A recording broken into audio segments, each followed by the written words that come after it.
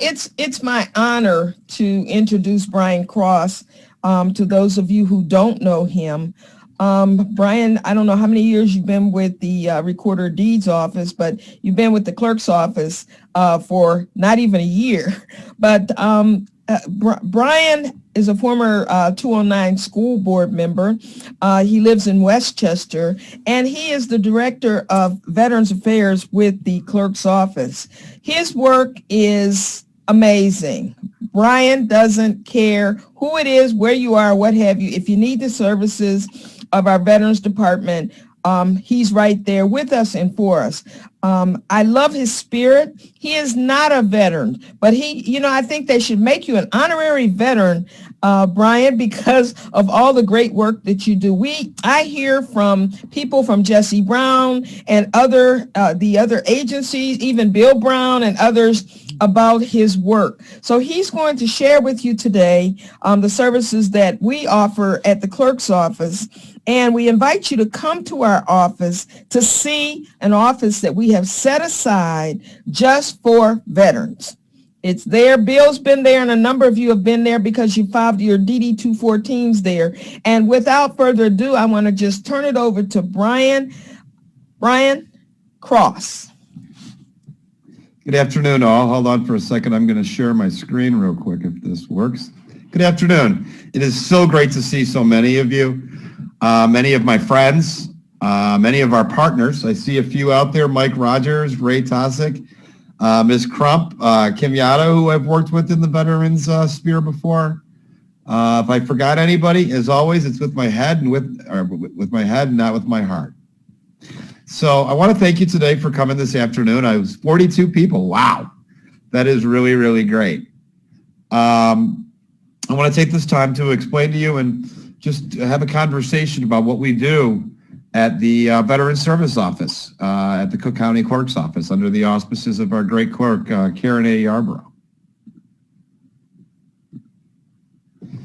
A lot of you may wonder, well, we were always the Recorder of Deeds Veterans Office. So let me explain briefly that on December 1st of last year, of 2020, the Cook County Clerk's Office assumed the duties of the Cook County Recorder of Deeds, including the Veterans Service Office. This was a seamless transition, which encompassed all of the previous duties as assigned to the clerk's office, from the recorder to the clerk, pardon me, before the 20th of December. Just to briefly explain the mission of the clerk's office, we are committed to providing quality, efficient, and accurate services for purchasing vital records, collecting delinquent taxes, governing elections, memorializing county board proceedings, and for our purposes this afternoon, the recordation and storage of land and veterans records. We are highly committed to accuracy, efficiency, advocacy, and cybersecurity. The mission of the Veterans Service Office is that we are responsible for the retrieval and certification of military discharge papers in a secure and confidential manner. The Veterans Service Office also ensures the processing and issuance of the military veteran discount card. On June 14th, 2013, just got a month short of 8 years that we've had the office open. We dedicated the Veterans Service Office. In the past recorders, they didn't dedicate as much to the veterans as we needed to be frank. So we opened up this office on the 13th, or the 14th in 2013.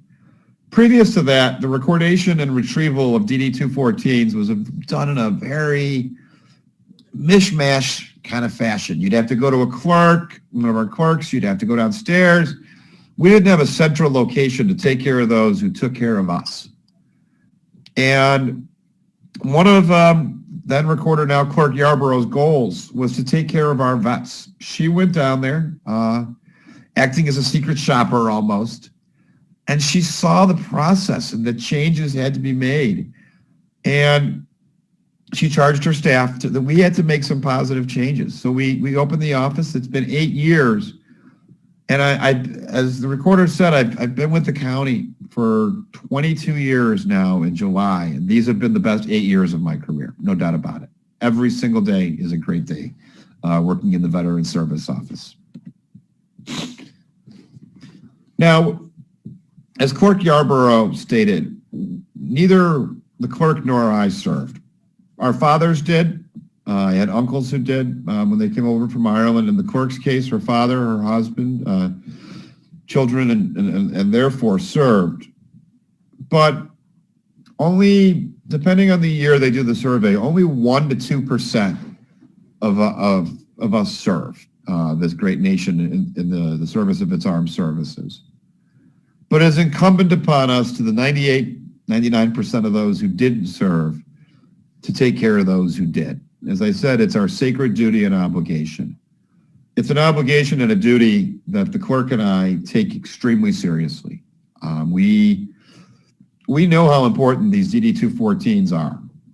This is the lifeline for a veteran. We work very, very hard and very, very diligently to make sure that everything is taken care of in those fashions. One of the things we definitely enjoy doing is honoring those who serve. On the right is our United States Senator, Tammy Duckworth. Tammy Duckworth, as you're aware, is a decorated veteran who gave a lot to this great nation. On the left is our good friend, many of you may know, Thomas Gary. Thomas is a Navy man, served, he's been serving since college, so I won't date him, but somewhere over 25 years, we'll just say that. And he has done a lot of great service for this great nation in the Navy, intel, going over to Afghanistan, Iraq, working all over the world, furthering the needs of this great nation. One of the most important things that we do is to reach out to the community. I wish I could bring in 200 people a day to the clerk's office, but I'm not sure. I think they'd be lined out all the way down Clark and Washington Street. So, we go out to the people as we were taught to do, and we go out to the people and we serve the people in the field. It's a lot of fun when you go to an event. This is the stand down at Humboldt Park Armory, I believe was the name of it. It's over at Kedzie and North. One of our good friends is on here today, Mike Rogers. Mike does a bang-up job organizing this stand-down and then also a stand-down on Cottage Grove. I think it's like over on the south side. The amount of veterans that are served at these events is immense. We'll come out of here talking to and serving 250 veterans in one day.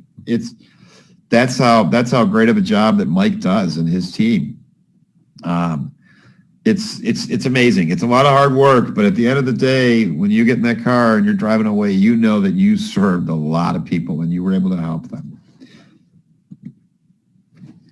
We've always worked hard at building partnerships. We know that we were the new kid on the block. We knew that. We're 8 years. We've been here 8 years. So it's extremely important to remember that we still need to build partnerships every day. We have one of the officials, Mr. Cooper, Jonathan Cooper with the American Legion. We go out to community events. Our deputy here, Bill Drobich, we were at an event in Worth.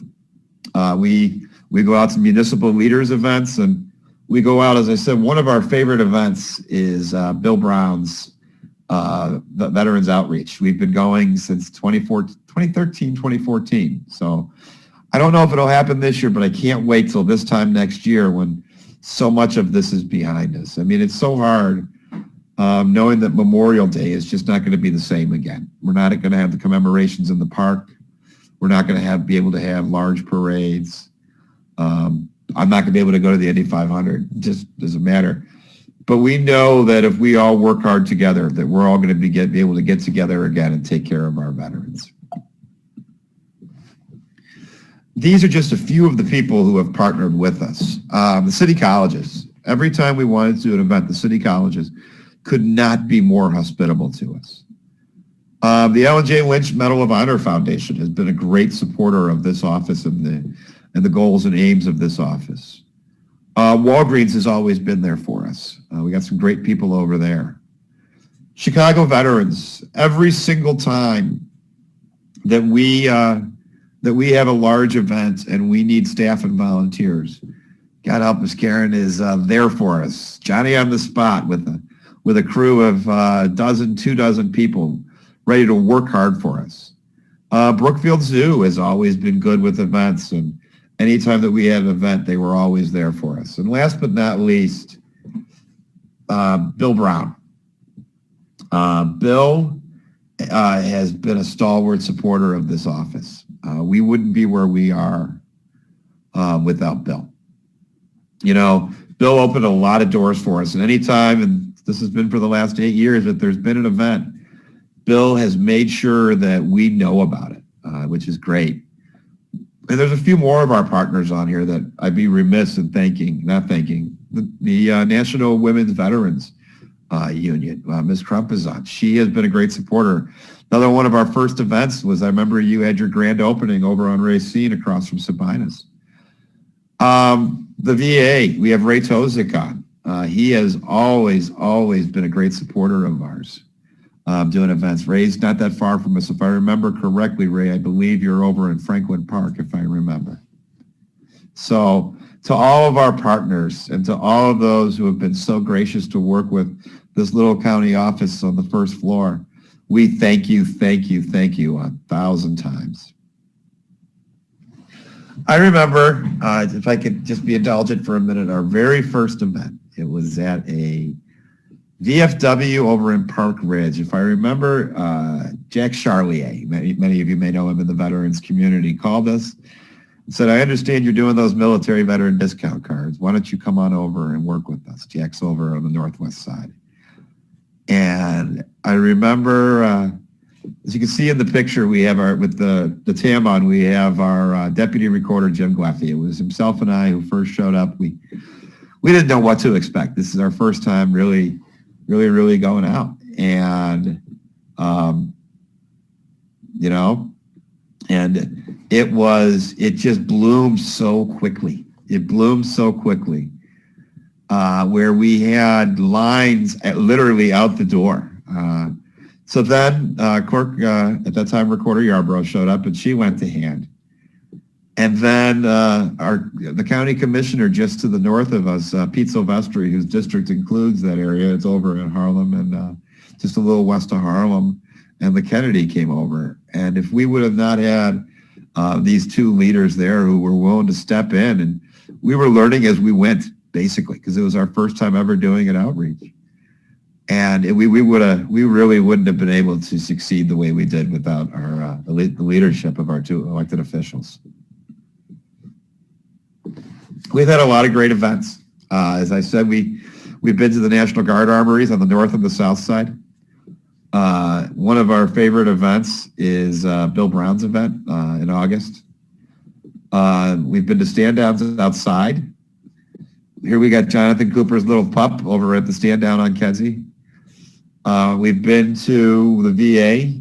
National Women's Vets United have had great events. I remember, as I said, the grand opening. Other great events, you know, where we've worked with Ms. Crump, with Cliff Kelly.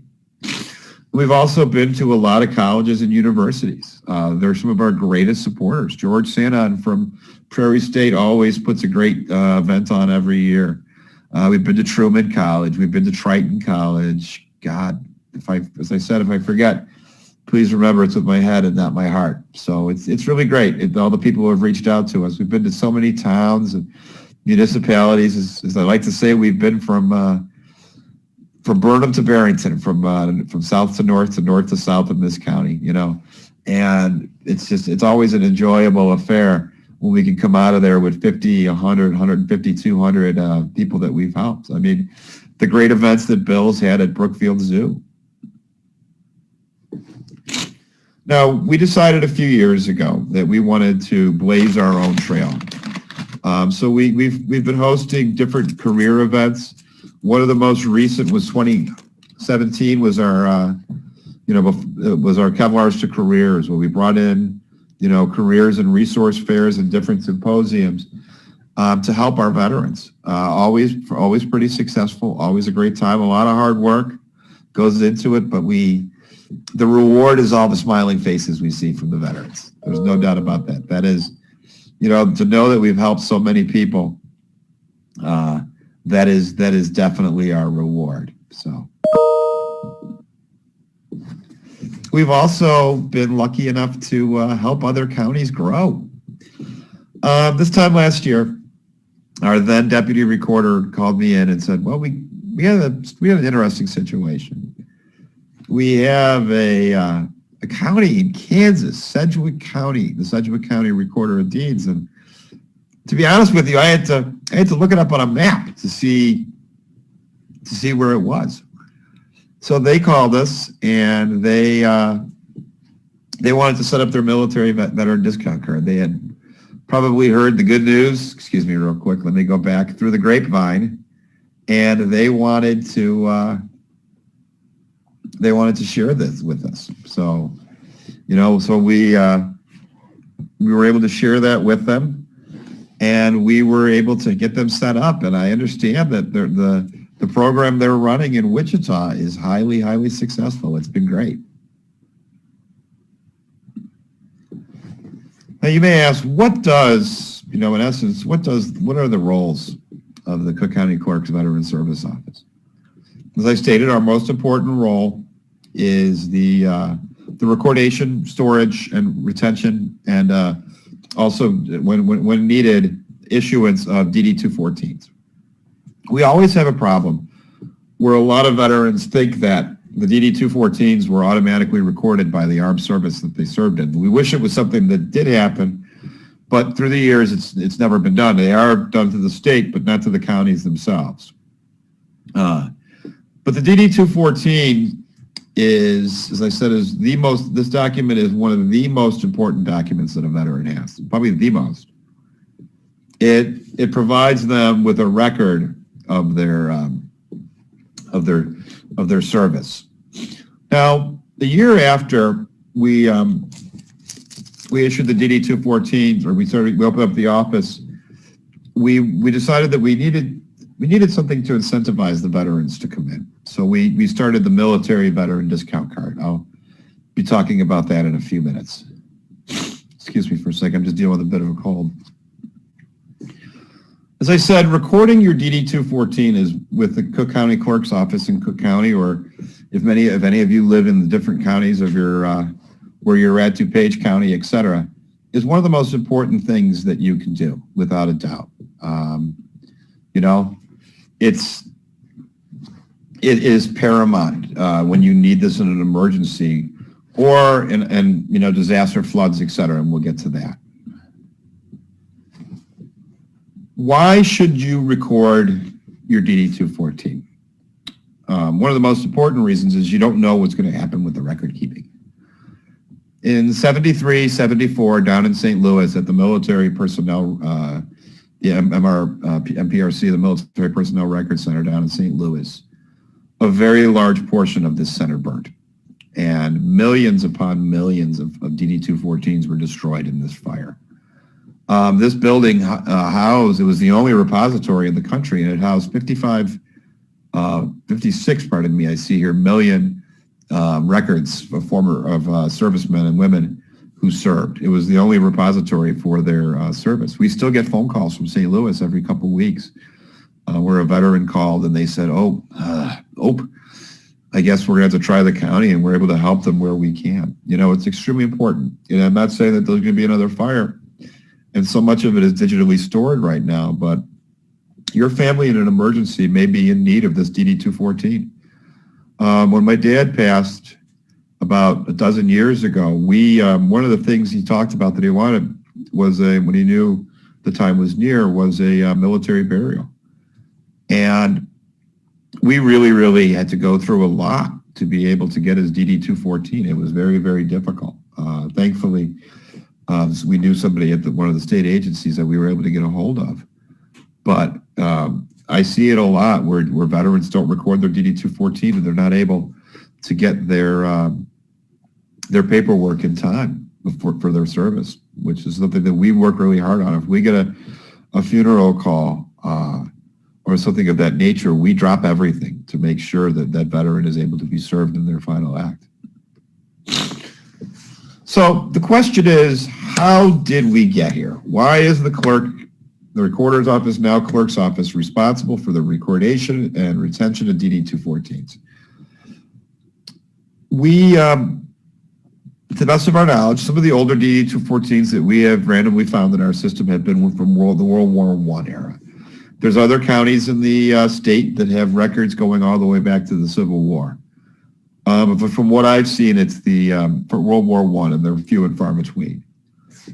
But after World War II, when these veterans ETS exited the service, they were instructed to record their DD-214 with the county. So we have about 275, 300,000 DD-214s. I would venture to say that 200,000 of them were recorded in the period from 45 to 48.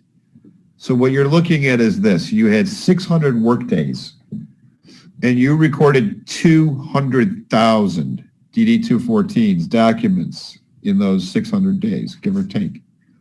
So you're looking at 400 or 500 a day that were done, give or take, maybe 300. I don't know the back of the envelope to do my math on, but they were lined up out the door. It was incredible. It was incredible. And it's incredible when you're pulling a DD-214, and we've had different names over the years, but to see the discharge papers, from that era is incredible.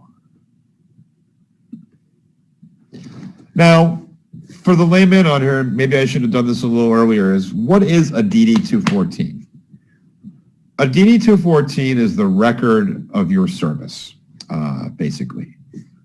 It provides when you served, it provides how long you served, where you served. Up here, up on screen, we've redacted the person to PII, but we have, as you can see by the address of Graceland Highway South in Tennessee, we have Elvis Presley's DD-214 up on screen. You can see that his selective service number, where his draft number was. Excuse me. On the right, you can see when he was inducted, how long his reserve obligation was. You can see that Elvis must have had some leave time because he didn't serve the full 2 years. He only served 1 year, 11 months, and 12 days. You can see his address where he was, he was in Graceland at the time, up on 51, down there in Memphis, I guess. And you could see that he was an armor intel specialist. He wasn't the greatest decorated soldier. He only got the Good Conduct Medal. And you can see of the basic 2 years that he served, a year and a half of that was served overseas. Elvis mostly served, as we're aware, in Germany. He made it as high as I believe as an E1. Now you may ask, why do I need to record my DD-214? What's the purpose of this? You may need it for banking, for your VA loan. You may need it for driver's license and driver plate services from the Secretary of State. The Illinois Secretary of State for the last 5-7 years has been putting veteran on your license right below your picture. The property tax exemption that our county and many other counties offer is extremely important. Depending on your level of disability, you are able to receive a reduction on your taxes. And of course, we also have, upon your passage, the honor guards and the services will need a copy of your DD-214 to ensure your service and your final wishes.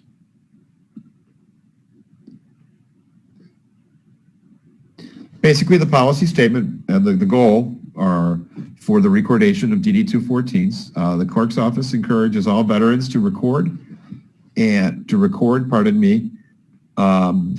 certify their military discharge as soon as they were released from military service.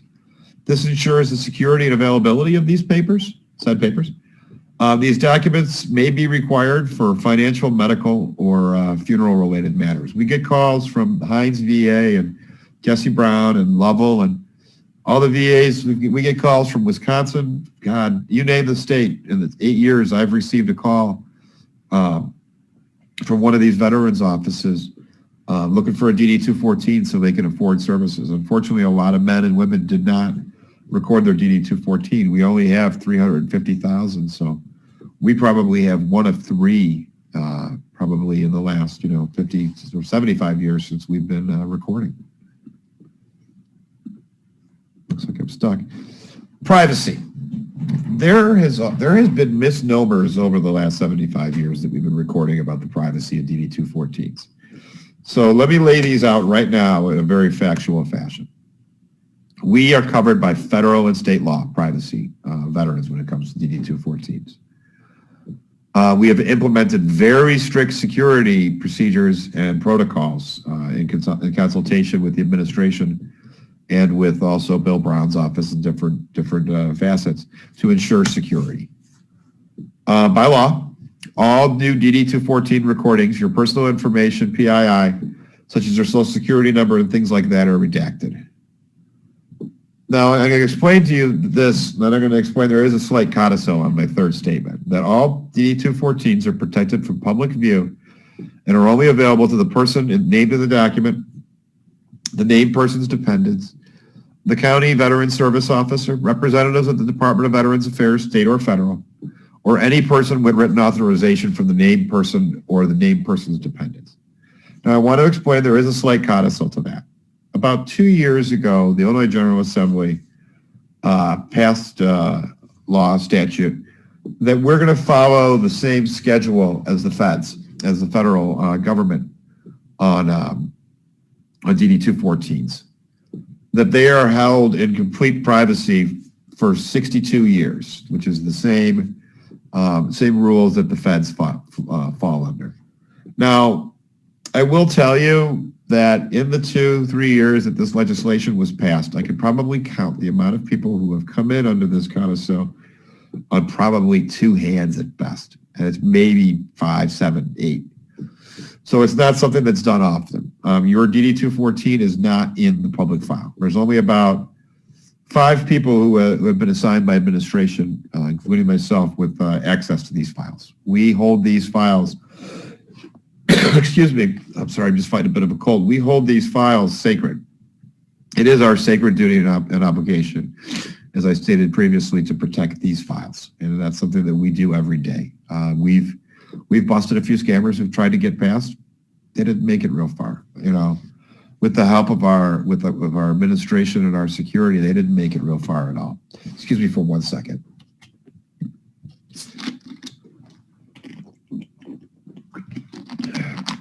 Excuse me. As I said, about a year after we opened the office, so 7 years ago, we established the Cook County Military and Veteran Discount Card. We wanted to have an incentive to bring the vets in, and at the same time, we wanted to follow other counties. These discount cards are huge on the East Coast. One of the deputy recorders at the time came to me and said, "Let's do this," and I was like, "Yeah, this will be great," and it has been. Long story short, it gives discounts at different merchants across the county. It identifies these vets to these merchants. So we're going to talk about this a little more. Excuse me again, I'm sorry.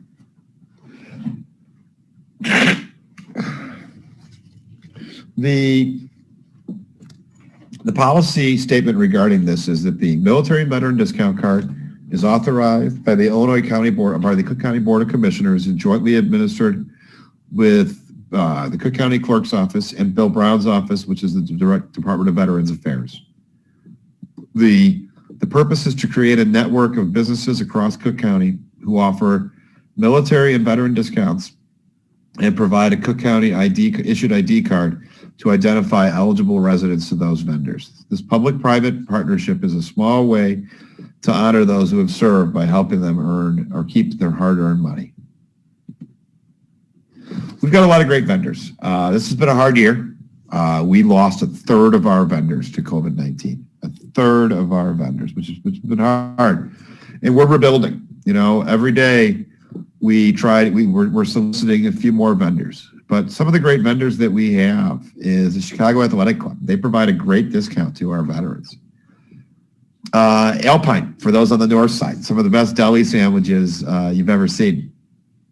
We have most, but not all, of the Culvers in the Chicago metro area. For West Siders, we got Big Guys, charbroiled sausage, some of the best sausage and hamburgers you'll get in the western suburbs. And really, Brendan O'Connor over there was one of our first vendors. So whenever I'm in the area, I always stop by because I remember that he was when we sent it out, he was Johnny on the spot to sign up. And I really think that was great of him. He does a lot of great work for his community. For the Southsiders, we have Vito Nick's famous pizza place up on the south side. We also have a lot of museums, zoos, and theaters. One that sticks to mind is the free admission to the Illinois Holocaust Museum and Education Center, which is extremely important to the history of Chicago and also the world. So, as I said, we're working on getting more. So we'll get to that in a couple minutes. Oh, look at this, an ask. Wow. As I was saying, there's a lot of people on here. A lot of people I know and see who've got connections to a lot of good businesses in their community. And we need your help. As I said, we're down to 120, 125 vendors. We need to get back up to 200, 300 vendors. And so I'm going to put this information in the chat when we're done. If you know of any businesses that would benefit from this and who would benefit our vendors, please share this information with them. Please share this information with them. As I said, I'll enter it in the chat when I'm done in a little bit. So the military veteran discount card, how can I get one? This was a group, I believe it may have been from the Silver Star ceremony or when a large group of veterans came in. You can come to my office at the Cook County Clerk's office, 118 North Clark, room 120. We're just inside the door. You'll see it on the door. We're there Monday, Wednesday, and Friday from 9 a.m. to 5 p.m. We also have a lot of folks who just can't make it down. So we set it up where you could do it online. So you could do it in that fashion also. Oops. The recordation. You can bring your DD-214 in. You can bring it into, again, 118 North Clark, room 120, Chicago, Illinois. And again, I'll put this information in the chat when I'm done. You may also send it in to the address listed above with a copy of your of your VA, and excuse me, your license to the addresses listed above. Here's how to reach us. I'll put this in the chat. You can call me at 312-603-5788. You may also email me at brian.cross@cookcountyil.gov. And we also have a great website that they've put together. Excuse me for a second. At cookcountyclerkil.gov veterans that I'll be more than happy to put in the chat.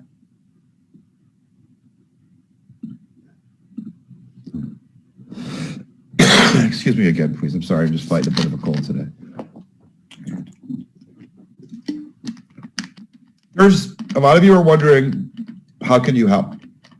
Being in Chicago, we have a multitude of great organizations that can always use your help.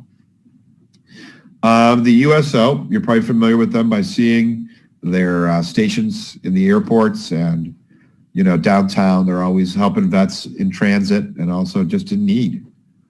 Illinois Joining Forces is the umbrella organization for veterans organizations in Illinois. Great organization sponsored by the governor's office. The VA hospitals are always looking for your help. I mean, it's not now. We know that it's hard, now, but we're going to get through this. As I said before, this time next year, we'll be down at the ocean and doing the things we want to do down at the lake. And they're going to need help. They're going to need a lot of help catching up, passing out, there's so many various volunteer roles at the VA office. And the volunteer organizations at both Jesse Brown and also down the street from us at Hines. Some of the finest men and women, and most, doing such a hard, thankless job helping these vets. And they work so hard to do this. Safe Haven, wonderful, wonderful organization, helps so many people in need, veterans, homeless, those suffering from drug addictions and things of that nature.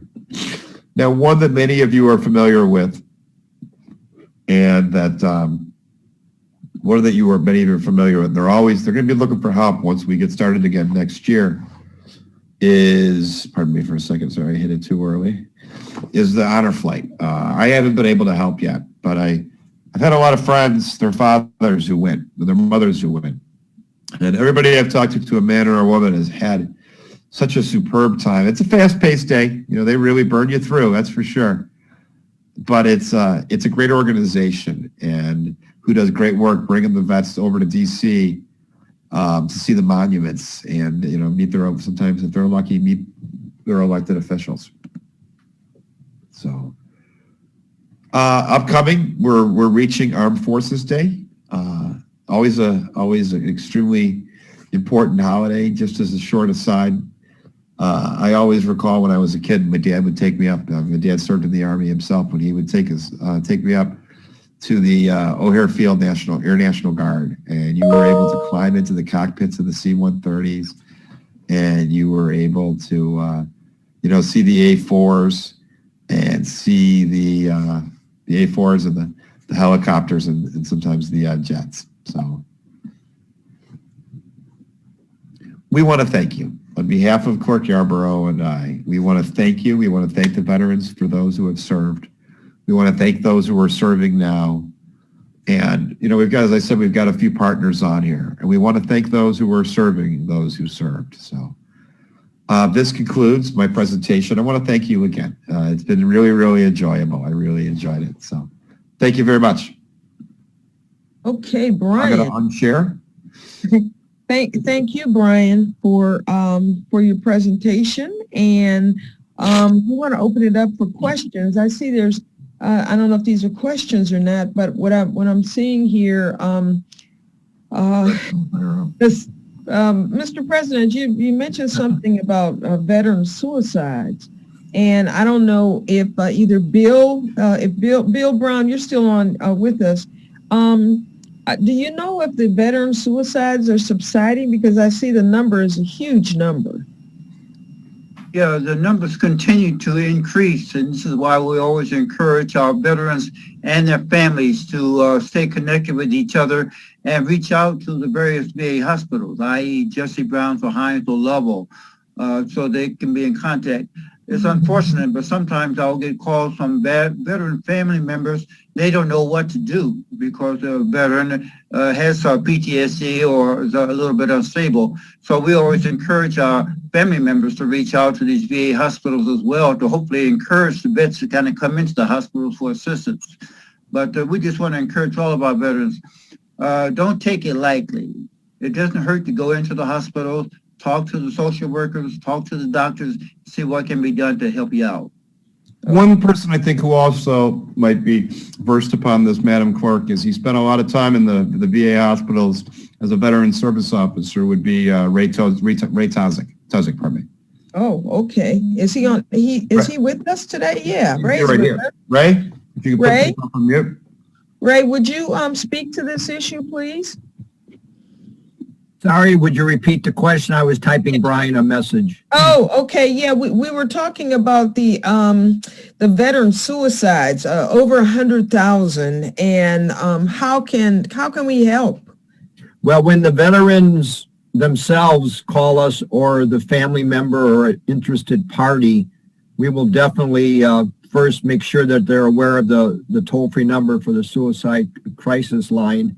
And also we'll reach out to the VA hospital that they may be using at that time. If they're not using it, we'll certainly try and get a social worker that's over there at the hospital, either Jesse Brown or Hines, and try and reach out to them. We don't get that many calls directly from the vet. We usually get them from family members. Sure. And we do give the crisis number. And I've asked for feedback from these people that I've referred. And they say, without doubt, they've had beautiful success. At least sometimes they'll have the police come out and do a wellness check, or they'll have a three-way with the relative that's calling the veteran and the crisis line.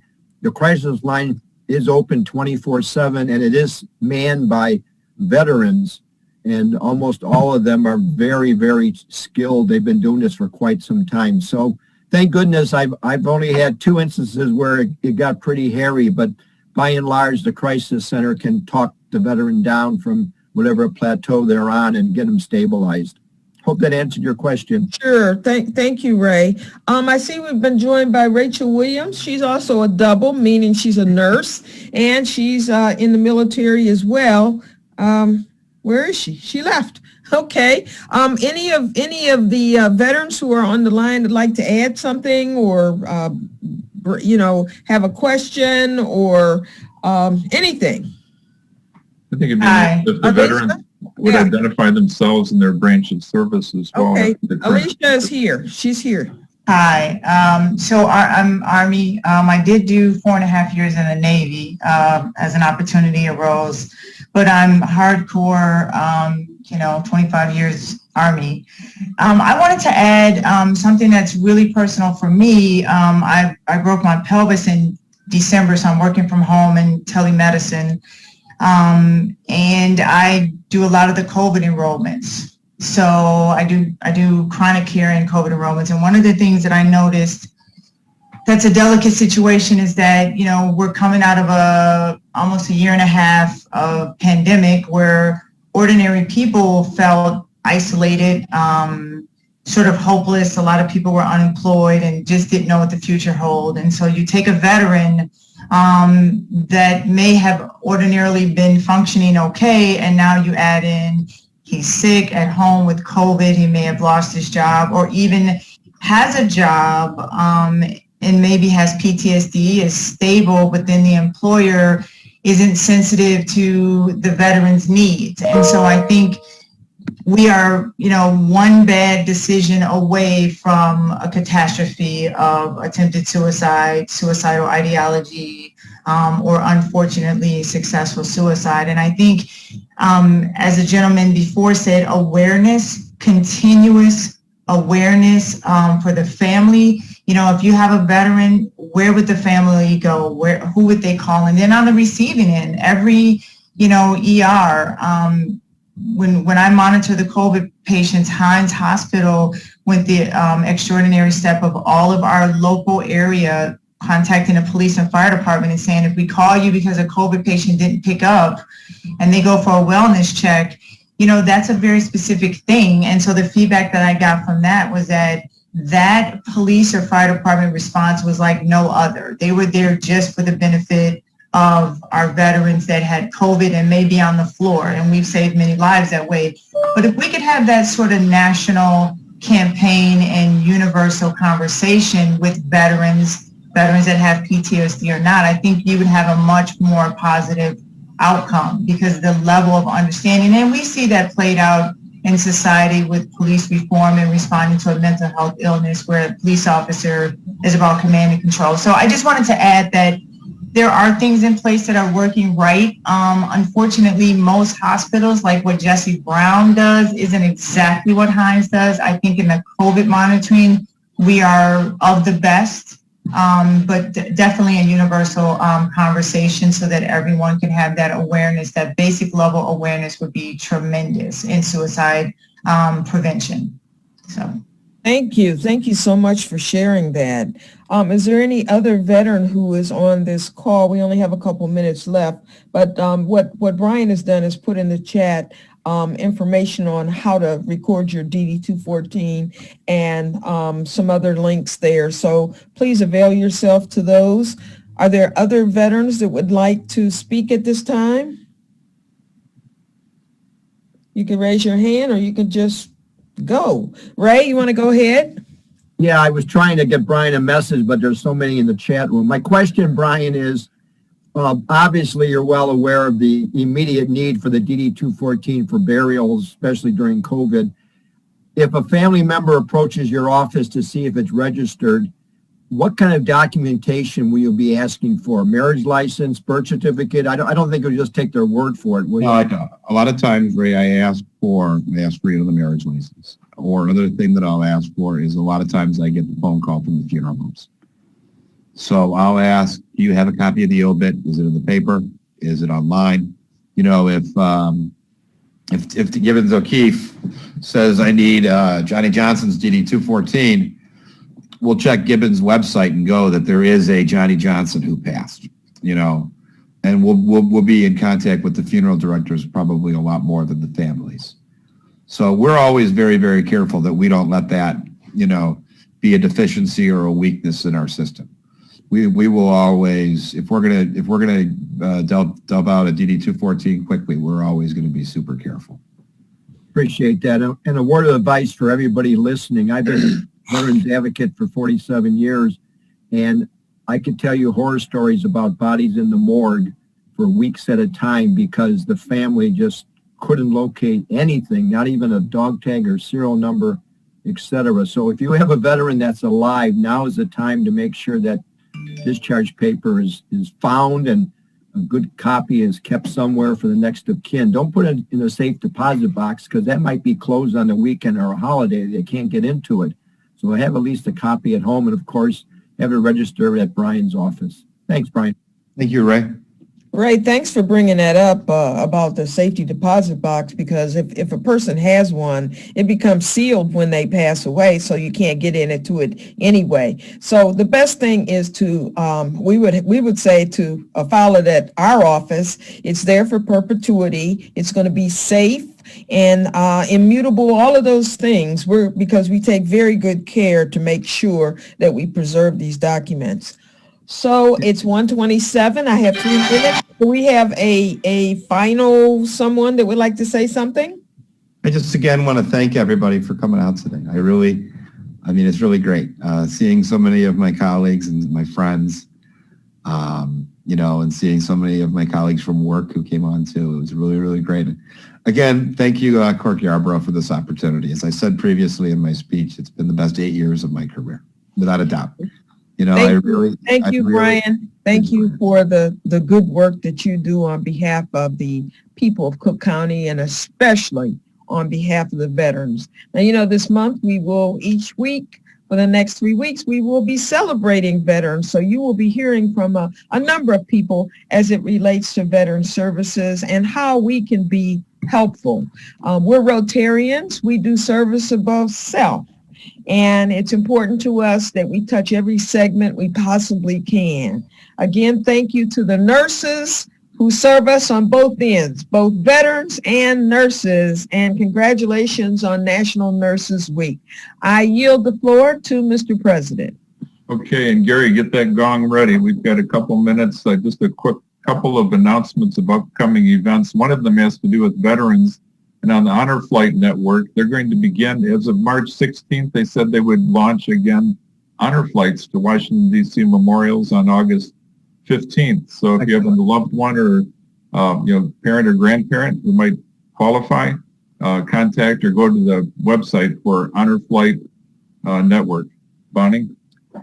Just wanted to remind everyone of the upcoming conferences, the District 64 50, which is June 3rd through 5th, and the International, which is June 12th through 16th. Again, the district is free. You can go to any or all of the activities. Wonderful experience to have.